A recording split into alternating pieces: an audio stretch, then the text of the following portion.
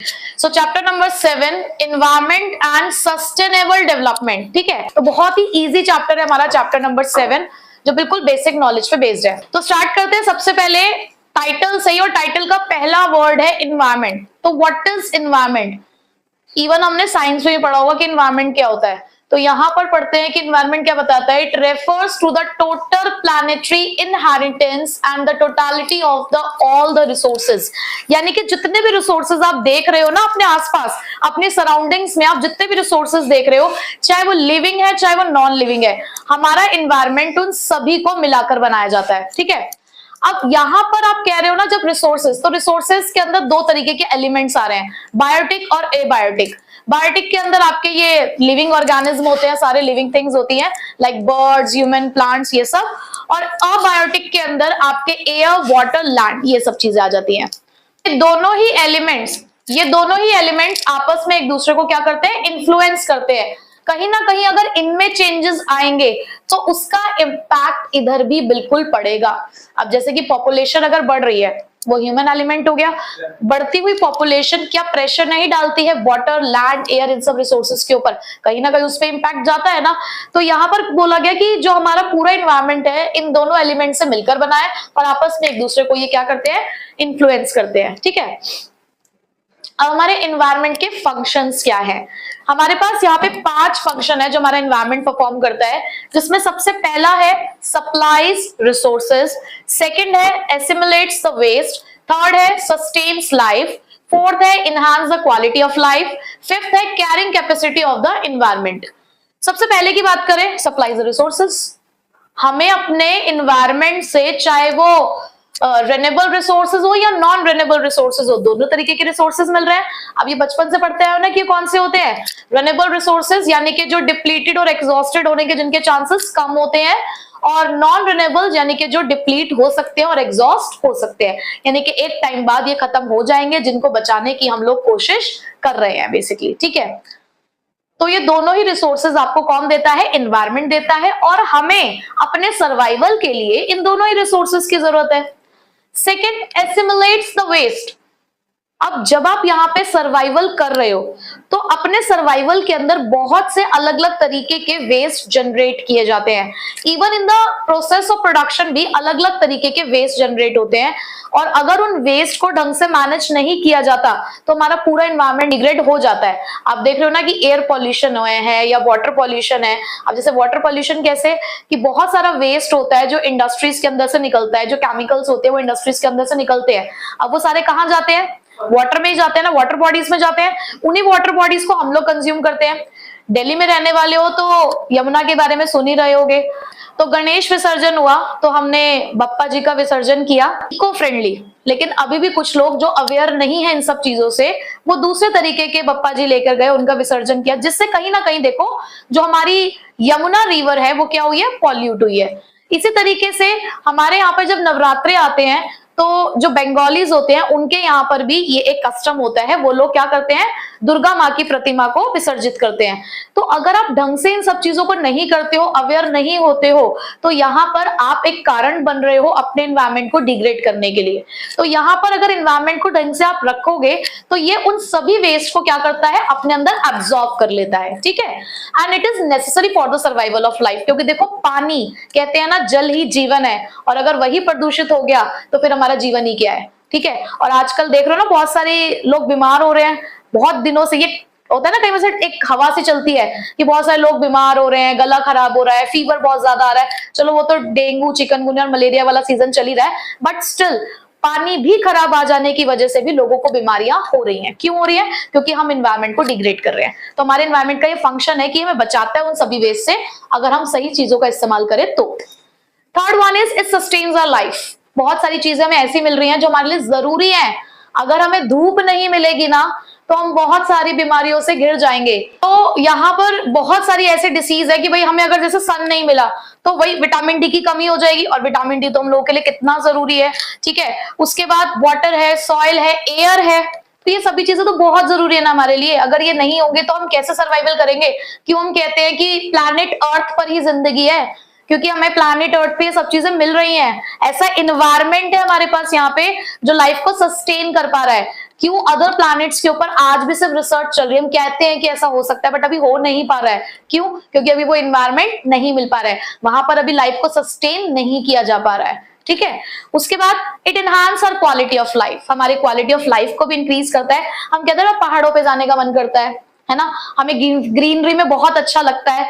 तो ये सब चीजें क्या है कि ये चीजें हमारी हेल्थ के लिए भी बहुत अच्छी होती हैं कि हमारा एनवायरनमेंट हमें लैंड दे रहा है, फॉरेस्ट दे रहा है, माउंटेन्स दे रहा है, और ऐसी जगहों पर ऐसी ब्यूटी को जो लोग हैं, जो ह्यूमन बीइंग्स है, वो इंजॉय करते हैं, और इससे हमारी क्वालिटी ऑफ लाइफ इंप्रूव होती है। हम कहते हैं ना कि जो गांव की जिंदगी होती है वो बहुत अच्छी होती है। क्यों? क्योंकि वहां पर बहुत सारे पेड़ होते हैं, वहां पे फ्रेश एयर होती है, वहां पे रहने वाले लोग ओरिजिनल चीजों का इस्तेमाल कर रहे हैं, तो वो उनके जो लाइफ एक्सपेक्टेंसीज भी होती है वो ज्यादा हाई होती है as compare to the urban areas.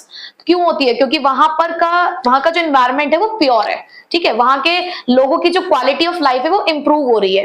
ठीक है, उसके बाद last carrying capacity of environment. लेकिन देखो, बोझ उठाने की बिना हर किसी की एक क्षमता होती है। हाँ, हमारा एनवायरनमेंट हमारे लिए बहुत कुछ कर रहा है, बहुत कुछ सह रहा है और सहता आया है, बट उसकी भी एक कैपेसिटी है। So the capacity of environment under which it is able to perform the above functions without interruption. तो अगर हम बात करें ना कि एनवायरनमेंट की कैरिंग कैपेसिटी, तो कैरिंग कैपेसिटी का मतलब यही है कि हमारी एनवायरनमेंट की वो क्षमता जहां पर वो इन सारे फंक्शंस को परफॉर्म कर पाए विदाउट एनी इंटरप्शन, और उसके लिए हमें बढ़ानी पड़ती है उसकी एब्जॉर्प्शन कैपेसिटी। और एब्जॉर्प्शन कैपेसिटी का मतलब क्या होता है? The ability of environment to absorb the degradation, कि जो भी आप वेस्ट यहां पर निकाल रहे हो वो उसको कितना हद तक एब्जॉर्ब कर पा रहा है, वो उसकी एब्जॉर्प्शन कैपेसिटी है। तो उसके लिए हमें किस बात का ध्यान देना होगा? हमें इस बात का ध्यान देना होगा that resource extraction should not go above the rate of resource generation. भाई देखो, आप रिसोर्स जनरेट उतने नहीं कर रहे हो जितने आप एक्सट्रैक्ट कर रहे हो, तो एक्सट्रैक्शन की वजह से ओवर एक्सट्रैक्शन की वजह से भी आप उसकी एब्जॉर्प्शन कैपेसिटी को क्या कर रहे हो? कम कर रहे हो। ठीक है, और उसके अलावा एक बात और ध्यान देनी होगी आपको कि जो भी वेस्ट का जनरेशन है वो भी एब्जॉर्प्शन कैपेसिटी में रहे। मतलब ये ना हो कि आप देख रहे हो कि हमारा एनवायरनमेंट सब कुछ एब्जॉर्ब कर रहा है, एसिमिलेट कर लेता है, तो हम कितना भी वेस्ट जनरेट करें, नहीं। आपको इस चीज का ध्यान देना है कि आपको जो भी प्रोडक्शन के आप मेथड यूज करो, इक्विपमेंट यूज करो, वो ऐसे हो जो लीस्ट वेस्ट वाले हो।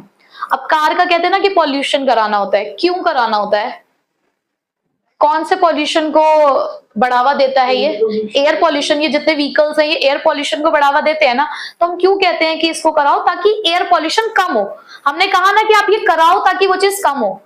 तो ये चीजें जितने भी लॉ भी लेकर आता है वो इसलिए लेकर आता है ताकि चीजों को कंट्रोल करके रखा जा सके। ठीक है, क्लियर हो गए सारे फंक्शंस? नेक्स्ट टॉपिक है हमारा एनवायरनमेंट क्राइसिस, यानी कि अब क्या प्रॉब्लम है, हमारे एनवायरनमेंट क्राइसिस क्या है। जैसे कि हमने वर्ड तो एक सुना है बहुत ज्यादा, फाइनेंशियल क्राइसिस। तो जब हम फाइनेंशियल क्राइसिस की बात करते हैं तो आप क्या कहते हैं उसे? पैसों की कमी। तो जब हम एनवायरनमेंट क्राइसिस की बात करें तो इसका मतलब यह है कि एनवायरनमेंट की कमी नहीं, हम ये कहेंगे कि एनवायरनमेंट जो होना चाहिए, जैसा प्योर एनवायरनमेंट हम चाहते हैं, जैसा अच्छा एनवायरनमेंट हम चाहते हैं, जो हमारी क्वालिटी ऑफ लाइफ के लिए जरूरी है, वैसे एनवायरनमेंट की कमी है। और उसके रीजंस क्या हैं अब वो जानने होंगे हमें। सो एनवायरनमेंट क्राइसिस के लिए कहा गया that increase in population and urbanization leads to the heavy stress on environment. कि ये आया क्यों, ये कंडीशन हमें देखने को मिली क्योंकि एनवायरनमेंट क्राइसिस हो रही है? क्योंकि बहुत ज्यादा पॉपुलेशन बढ़ती जा रही है और अर्बनाइजेशन की तरफ जो हम बढ़ते जा रहे हैं, ये भी एक बहुत बड़ा रीजन है कि हमारे एनवायरनमेंट के ऊपर एक स्ट्रेस है। तो हमारे पास ये कुछ रीजंस निकल कर आए हैं एनवायरनमेंट क्राइसिस के। सबसे पहला रीजन तो आपको यही दिखेगा, इंक्रीज इन पॉपुलेशन, कि पॉपुलेशन लगातार बढ़ती जा रही है जिसकी वजह से हमारे एनवायरनमेंट के ऊपर बहुत ज्यादा इसका इम्पैक्ट पड़ रहा है। पहले जब पॉपुलेशन बहुत ज्यादा नहीं थी तो आप देखते थे कि लोग ना जड़ समेत घर लिया करते थे, मोस्टली जड़ समेत घर हुआ करते थे। आजकल फ्लैट सिस्टम के बाद सोसाइटी सिस्टम, ये सब चीजें स्टार्ट हो गई हैं। कितने कितने फ्लोर्स के घर बन रहे हैं, सोसाइटीज बन रही हैं, एक फ्लैट बन रहा है। क्यों?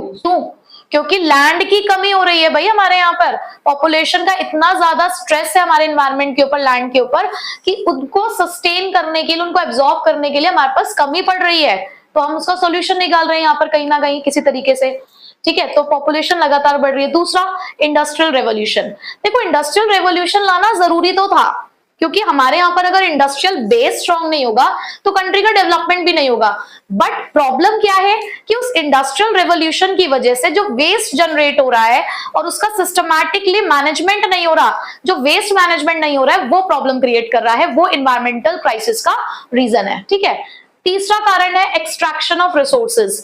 आप रिसोर्सेज जनरेशन पे इतना ध्यान नहीं दे रहे हो, आप एक्सट्रैक्शन करे जा रहे हो, इतनी चीजें जनरेट नहीं हो रही है जितना आप यूसेज कर रहे हो, तो ऑब्वियस सी बात है इन्वायरमेंटल क्राइसिस आएंगी। Fourth one is affluent consumption. अब ये कुछ एक नई चीज है, एफिलुएंट कंजप्शन आपके लिए एक नया वर्ड है। क्या मतलब होता है इसका? इसका मतलब है the spending of money on acquiring of luxury goods and services to publicly display the economic power of the income. शोबाजी, अपनी शोबाजी को शो करने के लिए, आप पब्लिकली अपने इकोनॉमिक पावर को शो करने के लिए, आजकल ये जो बहुत ही शोशेबाजी चल रही है, लग्जरी गुड्स और सर्विसेज का बहुत ज्यादा इस्तेमाल हो रहा है, उसपे पैसा खर्च हो रहा है, उसे बोला गया एफिलुएंट कंजप्शन, जिसकी वजह से एक ट्रेंड आता जा रहा है एफिलुएंट कंजप्शन का। हर कोई चाहता है कि हम इस तरीके का काम करें, देखा देखी में लोग उन चीजों को करे चले जा रहे हैं। मैं एग्जांपल नहीं देना चाहती, बट अगर आपको इसका बेस्ट एग्जांपल देखना हो तो इंडियन मैरिजेस आप देख सकते हो कुछ हाई प्रोफाइल सोसाइटीज की, कि वहां पे वो क्या क्या करते हैं, क्या क्या चीजें कर रहे हैं, जिसके देखा देखी आजकल हर कोई उस ट्रेंड को फॉलो करने की कोशिश कर रहा है, जिसकी वजह से डिमांड बढ़ती जा रही है रिसोर्सेज की। ठीक है, तो ये तो थे reasons for the environment crisis. और कहीं ना कहीं इसी के साथ ये जो बचपन से हम पढ़ते आए हैं, मैंने भी अपने बचपन में पढ़ा होगा और आप लोग भी अपने बचपन में पढ़ते आए हो, ग्लोबल वार्मिंग। ठीक है, सो ग्लोबल वार्मिंग क्या होता है? जहां पर ग्रेजुअल इंक्रीज, यानी कि लगातार धीरे धीरे इंक्रीज हो रहा है क्या, the average temperature of earth lower atmosphere as a result of increase in the green house gases since the industrial revolution. जब से इंडस्ट्रियल रेवोल्यूशन आया तब से ये जो ग्रीन हाउस गैसेस लगातार बढ़ती चली जा रही हैं, जिसकी वजह से जो एवरेज टेम्परेचर है वो क्या हो चुका है, बढ़ता जा रहा है। आप देखो ना, समर्स कितनी लंबी होने लग गई हैं अब। पहले समर्स इतनी लंबी नहीं होती थी, पहले यही होता था 6 महीने सर्दियां 6 महीने गर्मियां। बट आप देखो ना कि सर्दियां आने में कितना टाइम लगता है। हार्डली मुझे लगता है शायद 1 से 1.5 महीने असली सर्दी महसूस होती होगी। वो ठंडी हवाएं इसको इतना कोई आपको इम्पैक्ट नहीं करती हैं, बट वो जो एक्चुअल वाली जो सर्दी होती है ना, ठिठुरन वाली, वो 1 से 1.5 महीने की ही लगती है। ठीक है, तो ये सब क्यों हो रहा है? हमारे एटमॉस्फेयर में बहुत सारे चेंजेस हो रहे हैं, इस वजह से हो रहा है। तो इस ग्लोबल वार्मिंग के कुछ हमारे फैक्टर्स हैं जो इसको बढ़ावा दे रहे हैं, जैसे कि the burning of coal and the petroleum products. Second one is deforestation, ये जो पेड़ों की कटाई हो रही है, फॉरेस्ट को काट काट के इंडस्ट्री सेटअप हो रही है, मॉल्स बनाए जा रहे हैं, तो ये भी कहीं ना कहीं कारण है। हमारे लिए फॉरेस्ट बहुत जरूरी है, बट हम उस चीज की इंपॉर्टेंस को आजकल समझ नहीं रहे हैं, क्योंकि हमें इंडस्ट्रियलाइजेशन लाना है, हमें अर्बनाइजेशन लेकर आना है। उसके बाद methane gas release in the animal waste, तो एनिमल वेस्ट से जो मीथेन गैस निकलती है वो हमारे ग्रीन हाउस गैसेस का पार्ट है। Increase the cattle production, cattle production की वजह से भी हमारे पास ग्लोबल वार्मिंग हमें देखने को मिलती है, और भी बहुत सारे रीजंस हो सकते हैं। अब इसका इफेक्ट क्या हो रहा है? पोलराइज मेल्ट होती चली जा रही है हमारी, ठीक है, ग्लेशियर्स हमारे मेल्ट हो रहे हैं, डिस्ट्रप्शन हो रहा है ड्रिंकिंग वाटर सप्लाईज में उन जगहों पर जहां पर स्नो मेल्ट से डिपेंडेंट है, वहां पर मतलब एक्सटिंक्शन ऑफ स्पीशीज, कुछ स्पीशीज ऐसी हैं हमारी जो डेंजर में है, जो खत्म होती जा रही हैं। अब जैसे कि पोलर बियर्स, वो वहीं रहते हैं भाई, उन्हें वो एनवायरनमेंट चाहिए रहने के लिए। कल को अगर वो एनवायरनमेंट नहीं रहेगा तो हमारी वो स्पीशीज खत्म हो जाएंगी। ठीक है, उसके बाद मोर फ्रीक्वेंट ट्रॉपिकल स्टॉर्म्स आपको देखने को मिल रहे होंगे कि बहुत ही फ्रीक्वेंटली ये ट्रॉपिकल स्टॉर्म्स आते जा रहे हैं। Increase incidence of tropical disease, और उसी से रिलेटेड हमारे पास यहाँ पर डिसीज बढ़ती जा रही है। ठीक है, तो ये कुछ रीजंस हैं जिसकी वजह से ग्लोबल वार्मिंग को कंट्रोल करना आपके लिए बहुत जरूरी है। ठीक है, उसी ग्लोबल वार्मिंग से जुड़ा है ओजोन डिप्लीशन। ठीक है, आपको पता है कि लगातार ग्लोबल वार्मिंग बढ़ती जा रही है, जिसकी वजह से जो हमारी ओजोन लेयर है वो डिप्लीट होती जा रही है, और डिप्लीशन की वजह से क्या प्रॉब्लम होगी? अगर ज्यादा से ज्यादा ओजोन लेयर हमारी डिप्लीट होती चली गई रेगुलरली, तो उससे क्या कॉन्सिक्वेंसेस हो सकते हैं? आएंगी। सबसे बड़ी चीज ये है कि जो यूवी रेडिएशंस है हमारी, वो बढ़ती चली जाएंगी, और यूवी रेडिएशंस किसी भी हद तक हमारे लिए बेनिफिशियल नहीं है, बहुत हार्मफुल है। ठीक है, तो सबसे पहले तो देखो कि क्या डेफिनेशन है ओजोन डिप्लीशन की। It refers to the destruction of ozone into the ozone layer due to the presence of the chlorine from the man-made chlorofluorocarbons and the other forces. यानी कि हम लोगों के थ्रू ही ये बनने वाला जो CFC है या अदर फोर्सेस हैं, उसकी वजह से ये जो ओजोन लेयर है ये डिप्लीट होती चली जा रही है। बेसिकली आप कह सकते हो कि ये हमारे लिए प्रोटेक्शन लेयर है और हम इस टाइम पे यहाँ पर कह सकते हो अटैक कर रहे हैं अपने उस प्रोटेक्शन लेयर के ऊपर, जो धीरे धीरे खत्म होती चली जा रही है। कॉजेस क्या है इसके? By the high levels of chlorine and the bromine compounds in the stratosphere. ये जो हमारे एटमॉस्फेयर की सेकंड लेयर है उस पे हम लोग अटैक कर रहे हैं, किसके थ्रू? क्लोरीन और ब्रोमाइन कंपाउंड्स के थ्रू। सेकंड इज ओरिजिन कहां से आ रहे हैं इन कंपाउंड्स का? ये जो हम कूलिंग सब्सटेंसेस यूज करते हैं, जैसे हम लोगों के घर में लगे हुए एसी, रेफ्रिजरेटर्स या जितनी भी ऐसी चीजें हैं जो कूलिंग पर्पस के लिए इस्तेमाल की जाती हैं, उनसे जो गैसेस निकलती हैं बेसिकली वो डिप्लीट करती हैं ओजोन लेयर को। उसके अलावा जो हमारे पास एरोसोल प्रोपेलेंट्स हैं या फिर हमारे पास ब्रोमोफ्लोरोकार्बन्स हैं जो कि फायर एक्सटिंग्विशर्स में इस्तेमाल किए जाते हैं। हालांकि देखो फायर एक्सटिंग्विशर हमने बनाया है अपनी प्रोटेक्शन के लिए ही, बट स्टिल उससे निकलने वाली जो गैसेस है वो भी हमारे लिए हार्मफुल है। वो भी एक कारण है कि हमारी जो ओजोन लेयर है उसको वो डिप्लीट कर रहे हैं। ठीक है, यहां तक कोई दिक्कत नहीं। नेक्स्ट, मेन इफेक्ट्स क्या है? अगर ओजोन लेयर डिप्लीट होती है तो उससे क्या नेगेटिव इंपैक्ट्स हो सकते हैं? तो सबसे पहली चीज कि ओजोन लेयर के डिप्लीशन की वजह से यही है मेन चीज जिससे हमें बचना है, यूवी रेडिएशंस। अब यूवी रेडिएशन स्किन कैंसर के लिए रिस्पॉन्सिबल है। यूवी रेडिएशंस की वजह से जो हमारे एक्वेटिक ऑर्गेनिज्म है, यानी कि पानी में रहने वाले जो हमारे लिविंग ऑर्गेनिज्म है, उनके ऊपर भी बहुत ज्यादा इंपैक्ट पड़ रहा है। Third one is UV radiation की वजह से जो टेरेस्ट्रियल प्लांट्स हैं उनकी ग्रोथ पे भी फर्क पड़ता है। Next, the state of India's environment. हमारे इंडिया का एनवायरनमेंट इस टाइम पे कैसा है? देखो हमारे इंडिया के पास ना प्लेंटी ऑफ नेचुरल रिसोर्सेज है।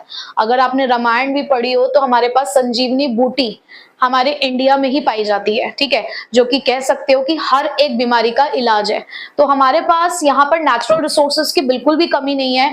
We have rich quality of soil, hundreds of rivers, green forest है हमारे पास, मिनरल डिपॉजिट्स और भी बहुत सारी ऐसी चीजें हैं जो सिर्फ इंडिया में ही पाई जाती हैं। तो उसके कुछ अगर हम एग्जांपल्स देखें तो इंडिया की जो ब्लैक सॉइल है जो डेक्कन प्लेट्यू के अंदर आपको देखने को मिलती है, वो कॉटन के कल्टीवेशन के लिए बहुत ज्यादा सुटेबल है। तो इन रीजन्स के अंदर यहाँ पर जो भी हमारी टेक्सटाइल इंडस्ट्रीज है वो बहुत ज्यादा पाई जाती है, क्योंकि वहां पर जो कॉटन है वो बहुत अच्छे से ग्रो कर पाती है।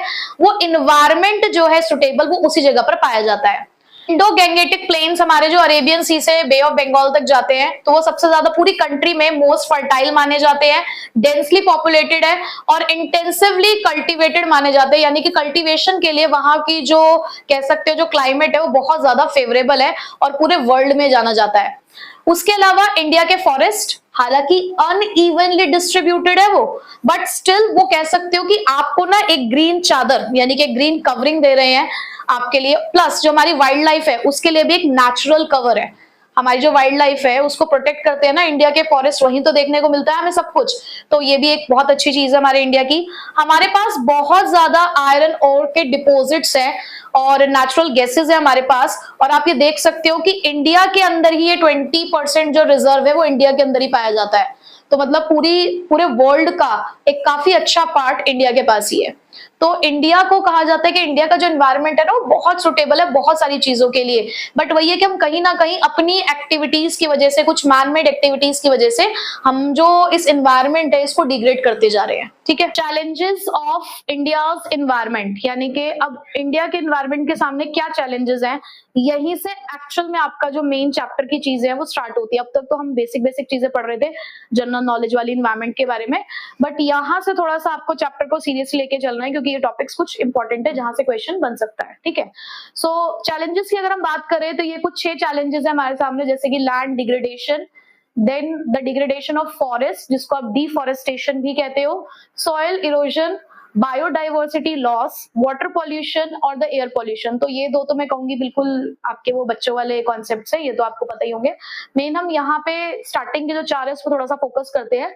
तो सबसे पहला है लैंड डिग्रेडेशन। पहली बात तो डिग्रेडेशन का मतलब क्या होता है, ठीक है, जहां पर जिस हिसाब से पहले हमारी लैंड की क्वालिटी थी वो क्वालिटी अब मेंटेन नहीं हो पा रही है। क्यों? क्योंकि कहीं ना कहीं कुछ ऐसे रीजंस हैं जिसकी वजह से हमारी जो सॉइल की जो कह सकते हो फर्टिलिटी थी वो रिड्यूस होती जा रही है, जो लैंड की जो क्वालिटी थी वो खराब होती चली जा रही है। ठीक है, so it refers to decline in the overall quality of soil, water or the vegetation conditions commonly used by the human activities। हमारी कुछ ह्यूमन एक्टिविटीज की वजह से हमारे यहाँ की सॉइल या हमारी वाटर बॉडीज या कह सकते हो कि हमारी जो वेजिटेशन कंडीशंस हैं वो सारी क्या होती जा रही है, डिग्रेड होती चली जा रही है, उनकी क्वालिटी खराब होती चली जा रही है। क्यों? Because loss of vegetation due to the deforestation.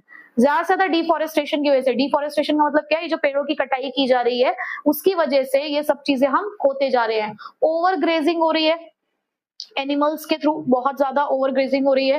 Encroachment into the forest land, यानी कि फॉरेस्ट लैंड को खत्म करके उसके ऊपर या तो इंडस्ट्री सेटअप हो रही है या ड्वेलिंग पर्पस के लिए हम उसका इस्तेमाल कर रहे हैं, यानी कि रेजिडेंशियल पर्पस के लिए, तो फॉरेस्ट को खत्म किया जा रहा है। आज आप देखो कि बहुत सारे ऐसे एरियाज है जो पहले जंगल हुआ करते थे, हमारे दिल्ली के अंदर भी ऐसे बहुत सारे एरियाज है, इवन जहां आप इस टाइम पे बैठे हो ये भी पहले जंगल हुआ करता था, और आज यहाँ पर ये पूरी तरीके से एक रेजिडेंशियल एरिया में सेटअप हो चुका है। ठीक है, उसके बाद non adoption of adequate soil conservation measures, यानी कि यहाँ पर अपने सॉइल को कंजर्व करने के लिए जो मेजर्स हमें इस्तेमाल करने चाहिए हम वो अभी इस्तेमाल नहीं कर रहे हैं तरीके से, मतलब कुछ लोग कर रहे हैं कुछ लोग नहीं भी कर रहे हैं। उसके अलावा अनसस्टेनेबल फ्यूल वुड और द फॉडर, यानी कि फॉडर समझते हो ना, भूसा, ठीक है, भूसा भूसा, तो आपके पास यहाँ पे जो फ्यूल वुड है या फिर जो फॉडर है वो भी अनसस्टेनेबल है हमारे पास, उस वजह से भी लैंड जो है वो बहुत ज्यादा डिग्रेड हो रही है। ये तो हो गए causes of land degradation. Next is deforestation. Deforestation मतलब वही कि आप फॉरेस्ट को हटाते जा रहे हो और नॉन फॉरेस्ट एक्टिविटीज के लिए उसको इस्तेमाल करते जा रहे हो, कि हमें इंडस्ट्री सेटअप करनी है, इंडस्ट्री सेटअप करने के लिए लगातार जंगलों को काटा जा रहा है। देखो आप जंगलों को काट के क्या सेटअप कर रहे हो, इंडस्ट्रीज। हाँ, ये बिल्कुल सही बात है कि इंडस्ट्रीज हमारी क्वालिटी ऑफ लाइफ को इंप्रूव करेगी, but at the same time ये हमारे इकोलॉजिकल सिस्टम को भी डिस्टर्ब कर रही है। देखो वही हर चीज है, हर चीज के कुछ पॉजिटिव इम्पैक्ट्स होते हैं तो नेगेटिव इम्पैक्ट्स भी होते हैं, बट चीजें अगर एक लिमिट में की जाए तो सही है। हाँ, बहुत जरूरी है कि लैंड चाहिए इंडस्ट्रीज को सेटअप करने के लिए, बट बहुत ज्यादा आप अगर फॉरेस्ट को हटाते चले जाओगे तो ये हमारे लिए, हमारी हेल्थ के लिए प्लस ओवरऑल हमारी कंट्री के लिए ये सही नहीं होगा। दूसरा, इंडस्ट्रियलाइजेशन की वजह से अर्बनाइजेशन आ रहा है, और अर्बनाइजेशन के लिए आपको एक लैंड चाहिए, और लैंड के लिए क्या होगा, डिफॉरेस्टेशन ही होगा। ठीक है, तो अब इसी डिफॉरेस्टेशन से जुड़ा हमारे पास एक आंदोलन है जिसको चिपको मूवमेंट के नाम से जाना जाता है। नॉर्थ में तो ये चिपको मूवमेंट के नाम से जाना जाता है, बट साउथ में इसको एपिको मूवमेंट के नाम से जाना जाता है।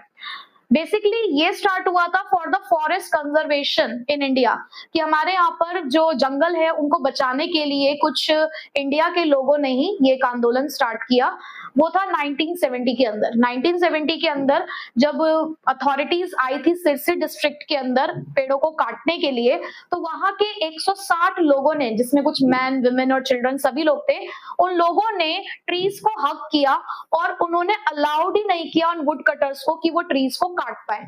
मतलब वो खुद ट्रीज को जाके उन्होंने हक कर दिया ताकि वो बिल्कुल भी उन पेड़ों को ना काट पाए। तो इस तरीके से उन्होंने वहां उस डिस्ट्रिक्ट के जितने भी पेड़ थे उन्हें कटने से बचाया, और बहुत ज्यादा फेमस हुआ ये मूवमेंट, किसके नाम से, चिपको मूवमेंट। ठीक है, तो ये हमें यही बताता है कि डिफॉरेस्टेशन भी एक बहुत बड़ा चैलेंज है इंडिया के एनवायरनमेंट को प्रोटेक्ट करने के लिए। अब हमारे पास तीसरी प्रॉब्लम है सोयल इरोजन। अब यहाँ पे आप देख रहे हो कि जैसे फ्लड आता है, ठीक है, तो फ्लड के टाइम पे क्या होता है कि हमारी सॉइल की जो अपर लेयर होती है ना, वो क्या होती है, वो बह जाती है। जो एक्चुअल में जो फर्टिलिटी के लिए रिस्पॉन्सिबल होती है, जो लेयर जो आपको ज्यादा, आपकी लेयर को जो फर्टाइल करती है, जिससे अच्छी कल्टीवेशन होती है, वही चीज जब आपकी वॉश्ड अवे हो जाती है तो उसकी वजह से जो प्रोडक्टिविटी होती है लैंड की वो खराब हो जाती है। ठीक है, तो सोइल इरोजन का मतलब यही है, it refers to the removal of upper layer of the soil which contains the majority of the nutrients which are essential for the growth of the plant। यानी कि प्लांट के ग्रोथ के लिए जो एक्चुअल में जो न्यूट्रिएंट्स रिस्पॉन्सिबल होते हैं वो न्यूट्रिएंट्स हमारे क्या हो जाते हैं, हट जाते हैं।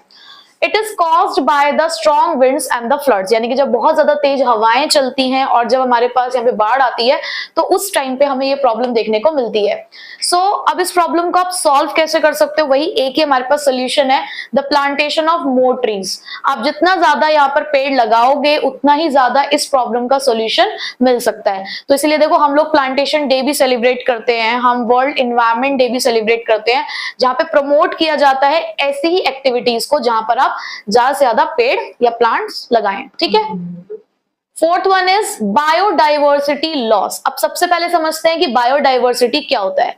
It refers to the variety of plants and the animal life in the world और इन अ पर्टिकुलर हैबिटेट, यानी कि हमारे पास ये जो वेराइटीज ऑफ एनिमल्स हैं, हमारे पास एनिमल्स भी अलग अलग तरीके के हैं, हमारे पास प्लांट्स भी बहुत सारे तरीके के हैं, यही सारी चीजें मिलकर क्या बना रही है हमारी बायोडाइवर्सिटी। ठीक है।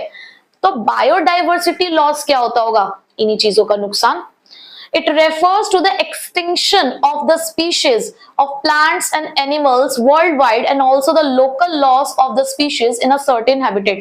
यानी कि जब कहीं ना कहीं इकोनॉमिक, कहीं ना कहीं ह्यूमन एक्टिविटीज की वजह से कुछ प्लांट्स या कुछ एनिमल्स को हम खोते जा रहे हैं। एक्सटिंक्शन का मतलब क्या है, जो खत्म होते जा रहे हैं। लगातार कुछ ऐसे एनिमल्स हैं, कुछ प्लांट्स हैं जो खत्म होते जा रहे हैं। एक चिड़िया होती है जिसको शायद हिंदी में बोलते हैं गुरैया, बचपन में देखते थे ना हम लोग, पर अब देखने को मिलती है क्या, एक्सटिंक्ट हो चुकी है। ठीक है।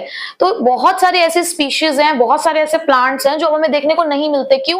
क्योंकि उनका क्या हो चुका है, बायोडाइवर्सिटी लॉस। ठीक है। तो ये भी एक बहुत बड़ा चैलेंज है हमारे सामने। और बायोडाइवर्सिटी अगर मेंटेन करोगे तो ये आपकी इकोसिस्टम की प्रोडक्टिविटी को क्या करेंगे, इंक्रीज करेंगे। ठीक है।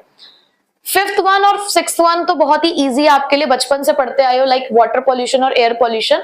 तो वाटर पॉल्यूशन क्या है, when the toxic substances enter the rivers, streams और the other water bodies and get dissolved और lie suspended in the water, it leads to the water pollution. यानी कि जब इंडस्ट्री से निकलने वाला वेस्ट या हमारी ह्यूमन एक्टिविटीज की वजह से निकलने वाला वेस्ट या ये टॉक्सिक सब्सटेंसेस जब वाटर में मिल जाते हैं, वाटर बॉडीज में, चाहे वो कोई भी वाटर बॉडी हो, चाहे रिवर है, स्ट्रीम्स है, कुछ भी है, तो यहां पर वो क्या क्रिएट करते हैं, वाटर पॉल्यूशन। और आजकल हम देख रहे हैं दिल्ली के अंदर हमारी जो रिवर यमुना है वो बहुत बड़ा एग्जांपल है इस चीज का कि कितना ज्यादा वाटर पॉल्यूशन इस टाइम पे हो रहा है। ठीक है। उसके अलावा एयर पॉल्यूशन। अभी एयर पॉल्यूशन की अगर हम बात करें तो एयर पॉल्यूशन का मतलब क्या होता है, the presence of the pollutants like smoke, dust, particles etcetera in air in such concentration which are harmful to man and the environment. यानी कि लगातार ये जो टॉक्सिक गैसेस, चाहे वो इंडस्ट्री से निकल रही हैं, चाहे फेस्टिव सीजन्स के अंदर आ रहा है पॉल्यूशन, या फिर कोई और भी रीजन हो सकता है, जैसे व्हीकल्स की वजह से बढ़ रहा है पॉल्यूशन या अदर ह्यूमन एक्टिविटीज की वजह से पॉल्यूशन आ रहा है, तो वो सारा पॉल्यूशन क्या कर रहा है, हमारी एयर की क्वालिटी को क्या कर रहा है, खराब कर रहा है। तो ये हमारे सामने 6 चैलेंजेस थे जो इंडिया का एनवायरनमेंट फेस कर रहा है। ठीक है।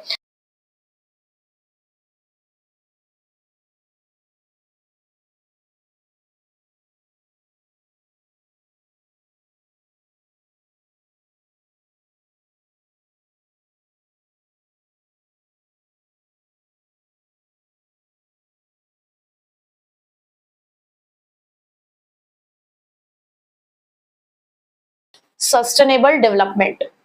सस्टेनेबल डेवलपमेंट की अगर मैं बात करूं तो आप लोगों ने बचपन में इसकी एक डेफिनेशन पढ़ी थी, वही बचपन की डेफिनेशन को ही हमें यहां पर भी पढ़ना है। क्या था सस्टेनेबल डेवलपमेंट, कि हमें अपने रिसोर्सेज का ऐसे इस्तेमाल करना। देखो हमें बिल्कुल ऐसे दयालु भी नहीं होना कि हमें सिर्फ फ्यूचर जनरेशन के लिए रिसोर्सेज को रखना है। हमें यूसेज इस तरीके से करना है अपने रिसोर्सेज का कि हम भी उन सारे रिसोर्सेज का बेनिफिट ले सकें, प्लस जो फ्यूचर जनरेशन है हम उसके लिए भी कुछ यहां पर बचा सकें। तो सस्टेनेबल डेवलपमेंट क्या कहता है, it refers to the development process that meets the need of present generation, कि प्रेजेंट जनरेशन की जो नीड है वो भी पूरी हो रही है, but without compromising the ability of the future generation to meet their respective needs, कि वो भी अपनी नीड्स को पूरा कर पाए। जो हमारी फ्यूचर जनरेशन है, हम लोगों को ऐसा नहीं करना कि सब कुछ हम ही यूज कर ले, उनके लिए भी हमें कुछ छोड़ना है। ठीक है। अब आप ये कर कैसे सकते हो, कैसे आप सस्टेनेबल डेवलपमेंट को अचीव कर पाओगे, उसके लिए हमारे पास यहाँ पे 5 पॉइंट्स है। नंबर 1 पॉइंट जो हमें पता ही होता है, पॉपुलेशन कंट्रोल। हमें सबसे ज्यादा कंट्रोल करना है पॉपुलेशन को। पॉपुलेशन कंट्रोल, देखो पॉपुलेशन तब हमारे लिए प्रॉब्लम आती है जब हम उसको मैनेज नहीं कर पाते हैं, या हमारा इन्वायरमेंट कि जो कैरिंग कैपेसिटी है वो इतनी नहीं होगी। अगर हमारे एनवायरनमेंट की कैरिंग कैपेसिटी अच्छी है तो वो पॉपुलेशन हमारे लिए कोई प्रॉब्लम नहीं है। हमारे लिए आज वो प्रॉब्लम इसलिए है क्योंकि जो ग्रोथ ऑफ पॉपुलेशन है वो एनवायरनमेंट की कैरिंग कैपेसिटी से ज्यादा जा रही है। तो हमें इस बात का ध्यान रखना होगा कि पॉपुलेशन ग्रोथ एनवायरनमेंट की कैरिंग कैपेसिटी से कम रहे। Second is careful use of renewable resources.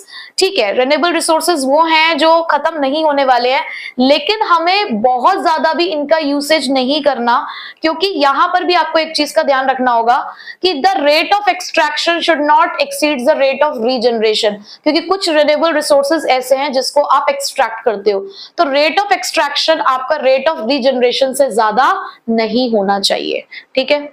Third one is substitution of non renewable resources. अब पता है हमें कि जो रिसोर्सेज एक ना एक दिन खत्म हो जाएंगे, तो कहीं ना कहीं हमें उन सब चीजों का क्या निकाल लेना चाहिए, सब्स्टिट्यूशन निकाल लेना चाहिए। So the rate of depletion of non renewable resources must not exceeds the rate of creation of renewable resources, यानी कि जितनी जल्दी वो खत्म हो रहे हैं आपका खत्म होने का रेट उसके क्रिएशन के रेट से कम होना चाहिए। मतलब आप इतनी भी जल्दी जल्दी उसका इस्तेमाल मत करो कि वो अचानक से एक दिन खत्म हो जाए। इससे पहले वो खत्म होए आप उसके लिए क्या फाइंड आउट कर लो, एक substitution. Fourth one is pollution control. ये भी हमारे लिए बहुत जरूरी है that the discharge of pollution should be limited to absorption capacity of environment. उतना ही पॉल्यूशन आप करो जितना कि आपका एनवायरनमेंट उस चीज को एब्जॉर्ब कर सकता हो। ठीक है, मैंने ना बिल्कुल मेन लाइन लिखी है, लिखने को आप इसे बहुत कुछ लिख सकते हो, बट जो एक लाइन होती है ना की लाइन कि हाँ यार ये तो लिखना ही है, ये इसका मेन चीज है, तो मैंने वो लिखा है। ठीक है। उसके बाद है इनपुट एफिशिएंट टेक्नोलॉजी। अब ये क्या कहता है, इनपुट कम लगाना है, आउटपुट ज्यादा जनरेट करना है। हमें ऐसी टेक्नोलॉजी को डेवलप करना होगा कि मोर अमाउंट ऑफ प्रोडक्शन तो हो but less amount of resources हो, यानी कि कम रिसोर्सेज में ही हमें ज्यादा आउटपुट मिल जाए। कुछ ऐसी टेक्नोलॉजीज को हमें डेवलप करना है और उनको ही इस्तेमाल करना है। ठीक है, तो ये 5 तरीके हैं जिससे आप सस्टेनेबल डेवलपमेंट को अचीव कर सकते हो। अब नेक्स्ट टॉपिक है हमारा स्ट्रैटेजीज फॉर सस्टेनेबल डेवलपमेंट, यानी कि क्या कर सकते हैं हम सस्टेनेबल डेवलपमेंट के लिए, कौन सी स्ट्रैटेजीज को हमें अडॉप्ट करना होगा। तो 7 स्ट्रैटेजीज है हमारे सामने यहाँ पे। तो सबसे पहला है, वैसे तो बहुत ही, अगर आपको लगता है कि कोई और पॉइंट्स भी हैं तो आप अपनी तरफ से भी ऐड ऑन कर सकते हो, जैसे कि अगर आपने पहले कभी पढ़ा है बचपन में या किसी और बुक में आपको कोई पॉइंट मिलता है तो आप अपनी तरफ से भी ऐड ऑन कर सकते हो। ये एक ओपन क्वेश्चन है। ठीक है, मतलब इसके लिए ये नहीं है कि रिस्ट्रिक्टेड कि यही बुक के पॉइंट्स लिखने हैं। ठीक है, सो नंबर 1 पॉइंट है हमारे पास, use of non conventional sources of energy. देखो, एनर्जी को जनरेट करने के लिए हम बहुत सारे सोर्सेज का इस्तेमाल करते हैं, बट हमें ये ध्यान रखना होगा कि हमें जो रिसोर्सेज हम इस टाइम पे इस्तेमाल कर रहे हैं वो हो सकता है कुछ ऐसे रिसोर्सेज हो जो बहुत जल्द खत्म हो जाएंगे, यानी कि वो नॉन रिन्यूएबल हो सकते हैं। तो हमें यहाँ पर इस चीज का ध्यान रखना है कि हम किस चीज का इस्तेमाल करें, non conventional sources of energy का। इंडिया के अंदर जो यहाँ पर एनर्जी जनरेट की जाती है, इलेक्ट्रिसिटी जनरेट की जाती है, पावर जनरेट की जाती है, वो ज्यादातर कहाँ से जनरेट की जाती है, थर्मल और हाइड्रो पावर प्लांट से। ठीक है, तो यहाँ पर जरूरत है कि आप इन दोनों ही रिसोर्सेज के कुछ सब्स्टिट्यूशन निकालो। क्यों? क्योंकि दोनों ही सोर्सेज ऐसे हैं जो एनवायरनमेंट पे एक बहुत बड़ा इंपैक्ट क्रिएट करते हैं। तो यहाँ पे जरूरत है कि हमें इस चीज को कंट्रोल करना होगा। Second one is use of cleaner fuels, और इसका एक बहुत बड़ा एग्जाम्पल है सीएनजी, कि अर्बन एरियाज के अंदर ये जो हमारे पास कंप्रेस्ड नेचुरल गैस के नाम से एक नया हमारे पास फ्यूल आया, जिसकी वजह से काफी हद तक पॉल्यूशन को कंट्रोल करने में मदद मिली है। तो ये भी हम कर सकते हैं। Third one is establishment of mini hydel plants. These streams can be used to generate the electricity through the mini hydel plants. यानी कि यहाँ पर बड़े बड़े प्लांट्स को एस्टैब्लिश ना करके हम यहाँ पर क्या कर सकते हैं कि छोटे छोटे हाइडल प्लांट्स को एस्टैब्लिश करके उससे भी रीजन वाइज जो इलेक्ट्रिसिटी है उसको जनरेट किया जा सकता है। ठीक है। Fourth one is traditional knowledge and practices. देखो, हम कहते हैं ना कि जो पहले के लोग किया करते थे ना वो बहुत सही चीजें किया करते थे, और पहले के टाइम के एनवायरनमेंट में और आज के टाइम के एनवायरनमेंट में बहुत फर्क आ चुका है। ठीक है, तो इंडिया की अगर हम बात करें ना तो इंडिया के लोग ऐसे हैं जो बहुत ज्यादा अपने नेचुरल एनवायरनमेंट से कनेक्टेड है। हम आज के टाइम पे बहुत सारी ऐसी चीजें करते हैं जो हमारे एनवायरनमेंट के लिए अच्छी होती है। तो पहले के टाइम पे जिस तरीके से एग्रीकल्चर किया जाता था, सारी चीजें क्या होती थी, मैनुअली की जाती थी, मतलब लोग खुद सारे काम करते थे, आजकल जो चीजें मशीनों के थ्रू हो रही है, पेस्टिसाइड्स है हमारे पास, केमिकल फर्टिलाइजर्स है, पहले इन सब चीजों का इस्तेमाल ही नहीं किया जाता था, नेचुरल मैन्योर का इस्तेमाल किया जाता था और जितनी भी चीजें हुआ करती थी वो नेचुरल होती थी, जिसकी वजह से हमारे एनवायरनमेंट को किसी भी तरीके की प्रॉब्लम नहीं होती थी। तो यहाँ पे वो कह रहे हैं कि वही जो ट्रेडिशनल नॉलेज थी ना लोगों की, या वही जो ट्रेडिशनल प्रैक्टिसेस थी, अगर उसे भी आज हम इस्तेमाल करें आगे जाके या लोगों तक पहुंचाएं तो ये भी हमारे लिए अच्छा होगा। So Indian people are very close to their environment. All the practices related to the agriculture system, healthcare system, housing, transport, etc. used to be environmental friendly. यानी कि जिस तरीके से पहले ये चीजें इस्तेमाल होती थी जो environmental friendly थी, आज भी हम ये काम कर सकते हैं। Fifth one is the use of biocompost. अब यहाँ पे क्या है कि ज्यादा से ज्यादा प्रोडक्टिविटी को बढ़ाने के लिए हम लोग फर्टिलाइजर्स पे शिफ्ट हो गए हैं, केमिकल फर्टिलाइजर्स हम लोग इस्तेमाल करने लगे हैं, जिसकी वजह से हमारी जो लैंड की प्रोडक्टिविटी है वो कंटामिनेटेड हुई है, यानी कि उसमें मिलावट आ गई है, वो खराब हो रही है, डिग्रेड हो रही है। एट द सेम टाइम हमारी जो वाटर बॉडीज है ना वो भी कंटामिनेटेड हो रही है, यानी कि वो भी खराब हो रही है, पॉल्यूटेड हो रही है। तो यहाँ पे जरूरत है कि हमें रिप्लेस करना चाहिए उन केमिकल फर्टिलाइजर्स को नेचुरल चीजों से। So the use of chemical fertilizers to increase the agriculture production has not only adversely affected the large areas of productive land, सिर्फ लैंड को ये अफेक्ट नहीं कर रहा है, but it also contaminated the water bodies, ये हमारी water bodies को भी अफेक्ट कर रहा है। Six one is control of biopest. अब यहाँ पर आपको कंट्रोल करना होगा पेस्टिसाइड्स का। जब ग्रीन रेवोल्यूशन आया तो उसकी वजह से केमिकल पेस्टिसाइड्स का बहुत ज्यादा इस्तेमाल होने लगा, ठीक है, जिसकी वजह से प्रोडक्टिविटी बढ़ती हुई दिखी रही थी, बट इसकी वजह से भी फूड और वाटर बॉडीज कंटामिनेटेड हुए। तो ग्रीन रेवोल्यूशन जहां पर हमारे लिए एक बूंद साबित हुआ, तो कहीं ना कहीं वहां पर हम उसके नेगेटिव इफेक्ट्स भी देख रहे हैं।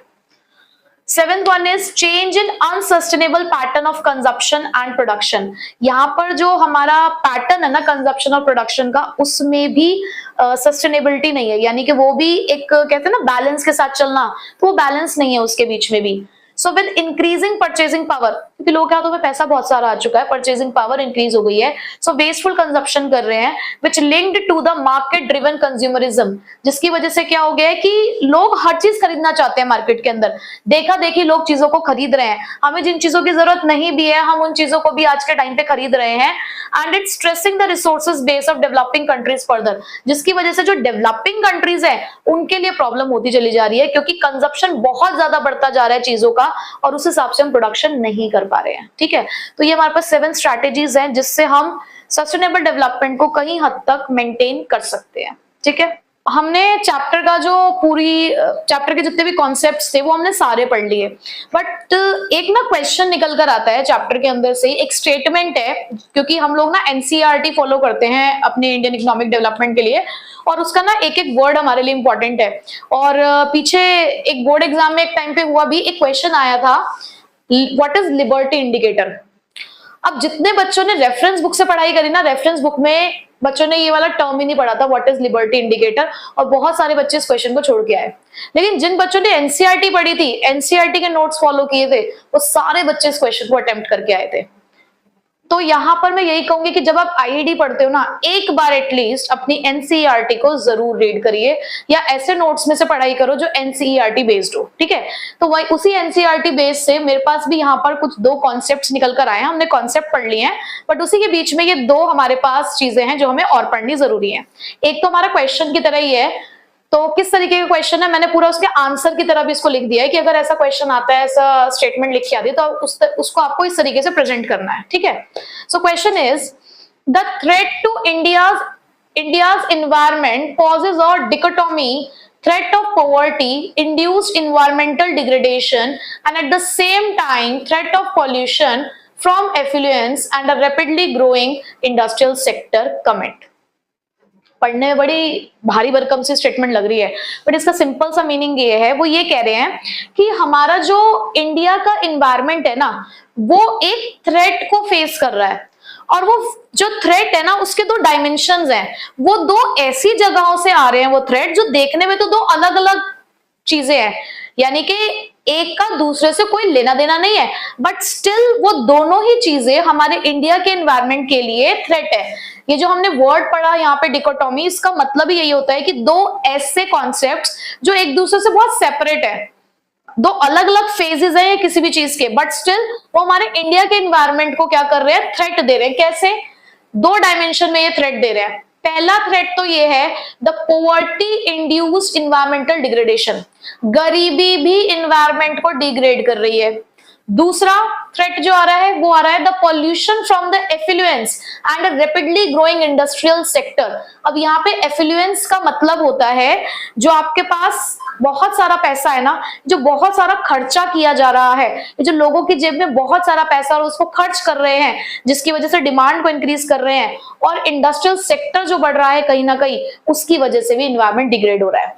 तो पढ़ते हैं कि किस तरीके से ये थ्रेट है। तो सबसे पहला पॉइंट है that poverty induced environmental degradation, how it mainly caused by cutting of trees. क्योंकि देखो हम क्या कर रहे हैं, हम ज्यादा से ज्यादा पेड़ों को काट रहे हैं। भाई गरीबी है, अब जो पुअर पीपल होते हैं वो ज्यादातर अगर हम देखें तो रूरल एरियाज में है। अब वो रूरल एरियाज में है तो वो अपने सर्वाइवल के लिए क्या कर रहे हैं, एग्रीकल्चर का काम कर रहे हैं। आपको पता है पेड़ भी बिकते हैं, तो कुछ लोग क्या करते हैं, जैसे उनकी जमीनें होती हैं तो जमीनों पे वो क्या करते हैं, पेड़ उगाते हैं। अब पेड़ उगा के उसको काटते हैं मार्केट में बेच देते हैं। और ये एक अच्छी चीज भी है, देखो फायरवुड मिलता है हमें, उससे हमें टिम्बर मिल रहा है तो उससे फर्नीचर भी बनता है। बट कहीं ना कहीं देखो एक बड़ा पेड़ अगर बड़ा हुआ तो वो क्या करता, हमारे इन्वायरमेंट को क्लीन करता। आपको पता है ना कि जो पेड़ होते हैं, जो ट्रीज होते हैं, क्यों उनको ज्यादा से ज्यादा लगाने के लिए कहा जाता है, क्योंकि वो इन्वायरमेंट को प्योर करते हैं। अगर आप कभी अपने गांव वगैरह में जाओ तो आपको ना वहां पर बहुत अच्छा महसूस होगा। आप अगर दिल्ली में रहते हो, आप दिल्ली में रहो और कभी जैसे किसी के दादा नानी रहते होते हैं भाई गांव वगैरह में, अगर कभी आप वहां जाओ आपको बहुत अच्छा फील होगा वहां जाके। क्यों? क्योंकि वहां की एयर बहुत फ्रेश होती है, क्योंकि वहां पे चारों तरफ पेड़ ही पेड़ होते हैं। तो ये चीज है कि जितने ज्यादा ट्रीज होंगे उतने ज्यादा हमारा जो एनवायरनमेंट है ना वो अच्छा होगा। बट यहाँ पे क्या हो रहा है, पेड़ों को काटा जा रहा है क्योंकि हमें फायरवुड की जरूरत है। ओवर ग्रेजिंग ऑफ एनिमल्स हो रही है, आप वाटर रिसोर्सेज से पॉल्यूशन आ रहा है, फॉरेस्ट की लैंड पे आपने कब्जा कर लिया है इंडस्ट्री सेटअप करने के लिए, और भी बहुत सारे ऐसे पॉवर्टी है के रीजंस हैं जो क्या कर रहे हैं, इन्वायरमेंट को डिग्रेड कर रहे हैं। दूसरा pollution from the affluence. Affluence मैंने अभी आपको मतलब बताया कि एफ्लुएंस का मतलब क्या होता है, पैसे को बहुत ज्यादा खर्च करना, बहुत ज्यादा डिमांड शो करना।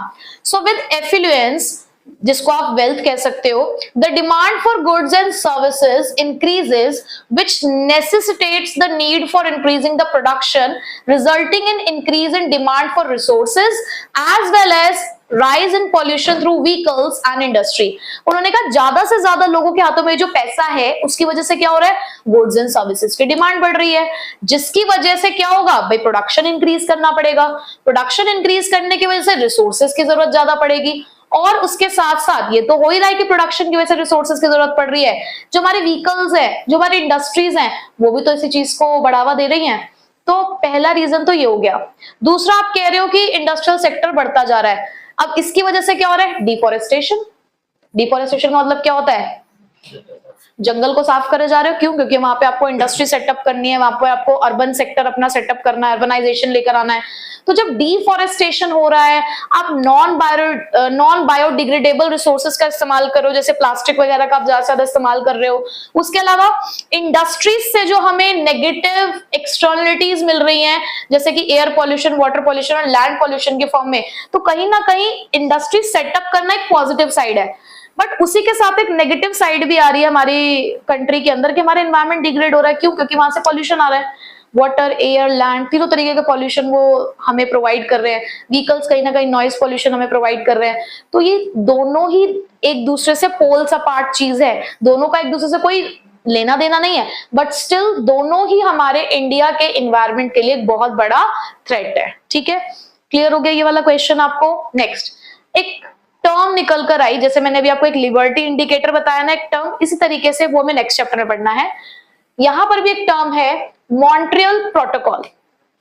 अब ये मॉन्ट्रियल प्रोटोकॉल का कॉन्सेप्ट क्या होता है, जैसे कि हम सभी को पता है कि ओजोन लेयर हमारे यहाँ पर आने वाली जो यूवी रेज हैं, जो हार्मफुल यूवी रेज हैं, उससे क्या करती है, हमें प्रोटेक्ट करती है ना। तो उन्होंने बोला as the ozone layer prevents the most harmful wavelengths of the UV light from passing through the earth's atmosphere, its depletion has generated world wide concern. कि अब लगातार लेकिन हमारी वही ओजोन लेयर जो हमारी प्रोटेक्शन लेयर है, यही लगातार क्या हो रही है, डिप्लीट हो रही है, ओजोन लेयर लगातार डिप्लीट हो रही है, तो ये हमारे पूरे वर्ल्ड के लिए एक बहुत बड़ा कंसर्न है, ठीक है। तो इसीलिए this led to adoption of Montreal protocol, इसी की वजह से कॉन्सेप्ट निकल कर आया मॉन्ट्रियल प्रोटोकॉल, जिसका मतलब क्या होता है, banning the use of chlorofluorocarbons compounds as well as other ozone depleting chemicals such as carbon tetrachloride, methyl chloroform and the bromine compounds, यानी कि वो सारे कंपाउंड्स, वो सारे केमिकल्स जिसकी वजह से ओजोन लेयर डिप्लीट हो रही है, हमें क्या कर देना चाहिए, उसको बैन कर देना चाहिए, ठीक है। तो 1987 में ये कॉन्सेप्ट लेकर आए थे वो लोग कि हमें इस तरीके से ही हम अपनी ओजोन लेयर को बचा सकते हैं कि ऐसे केमिकल्स को ही क्या कर दो, बैन कर दो, जिससे कि हमारी जो ओजोन लेयर है वो डिप्लीट ना हो, ठीक है।